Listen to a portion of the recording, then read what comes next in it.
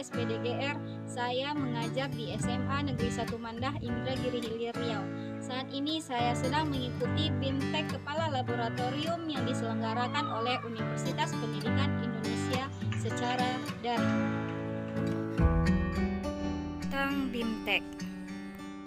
BIMTEK Kepala Laboratorium Angkatan 35 diselenggarakan oleh Universitas Pendidikan Indonesia secara daring. Dasar hukum pelaksanaan BIMTEK Kepala Laboratorium ini yaitu Permendiknas nomor 26 tahun 2002. Pedoman BIMTEK P2TK Kemendiknas. Standar tenaga laboratorium sekolah atau madrasah.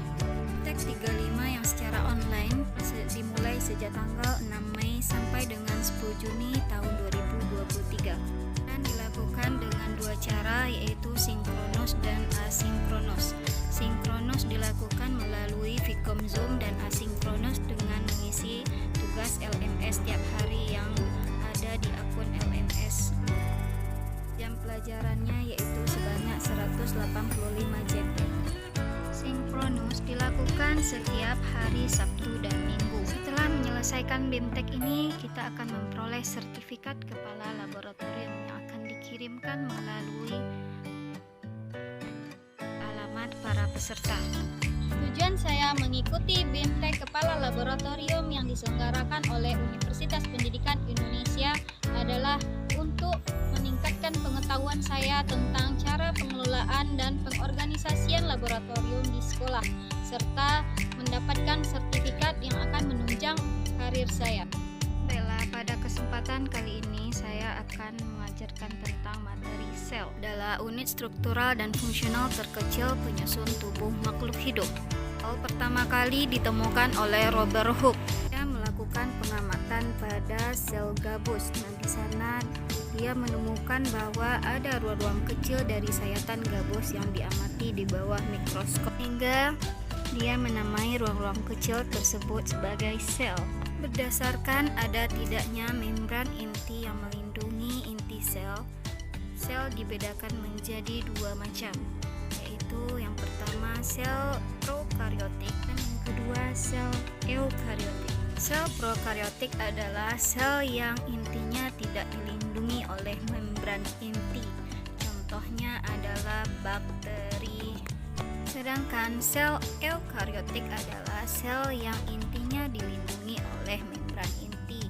Contohnya dimulai dari kingdom Protista, fungi, plantae, dan animalia. Baiklah, sekarang kita mempelajari tentang struktur sel. Struktur sel hewan dan sel tumbuhan tidaklah sama. Ada beberapa organel yang berbeda. Apa saja perbedaannya? Simak penjelasan berikutnya.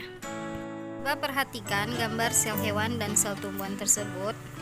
Secara umum, baik sel hewan dan sel tumbuhan itu memiliki struktur, diantaranya membran sel, inti sel, dan organel-organel yang ada di dalam sel.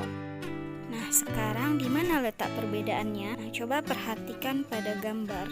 Pada sel tumbuhan itu selain dari membran sel yang paling luar, ada lagi pelindungnya yang memberi bentuk pada sel tumbuhan tersebut.